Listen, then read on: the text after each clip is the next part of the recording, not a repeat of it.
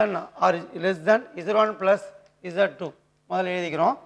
அப்புறம் z1 plus z2 is equal to z1 plus z2 இது ரெண்டுத்தையும் எழுதிக்கிறோங்க.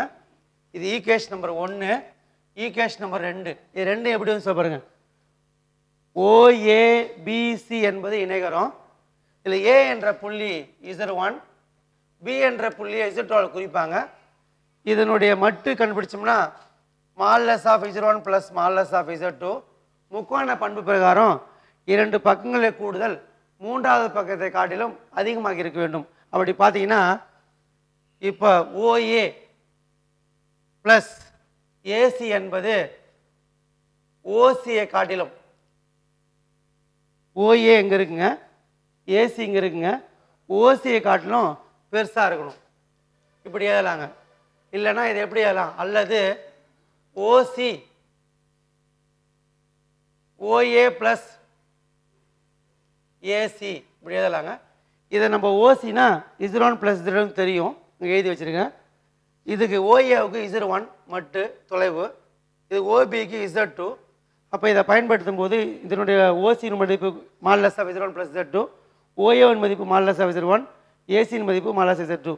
இது ஒரு முக்கோணம், OAC என்பது முக்கோணம். இணை என கொண்டால் இந்த ரெண்டாவது சமன்பாடு கிடைக்கும். இணை நம்ம எடுத்துக்கணும்னா புள்ளி இதுக்கு கிடைக்குங்க. சமன்பாடு 1,2 இது நம்மளுக்கு கிடைக்குங்க. Modulus of z1 plus z2 less than or equal to modulus of z1 plus modulus of z2 என நிரூபிக்கப்பட்டது. ரொம்ப எளிமையான விஷயங்க. கேள்வியிலேருந்தே பாருங்கள், ஒரு தடவை லெஸ் than நேரேன், ஒரு தடவை ஈக்குவல் நேரேன். ஈக்குவலுக்கு நம்ம என்ன சொல்கிறோன்னா இணைன்னு சொல்கிறோம், லெஸ் தேனுக்கு நம்ம என்ன சொல்கிறோம்னா இணைக்கிற விதியை பயன்படுத்துகிறோம், முக்கோணத்தினுடைய பண்பை பயன்படுத்துகிறோம். இதில் நம்ம நிரூபிக்கிறோம். அன்பார்ந்த மாணவர்களே, காம்ப்ளெக்ஸ் நம்பரில் 2 6 மார்க் வருங்க. அதில் வர்க்கம் மூலம் 2 கணக்கு நான் போட்டு காட்டியிருக்கேன். 3.4ல் 4வது கணக்கு போட்டு காட்டியிருக்கேன். 4ல் 1 2 தான் போட்டு காட்டியிருக்கேன். 3ஆம் கணக்கு 1 plus cos theta plus i theta power n plus 1 plus cos minus i theta power n equal to 2 power n plus 1 cos n theta by 2 cos power n theta. இதை நல்லா வீட்டில் பயிற்சி பண்ணி பாருங்கள்.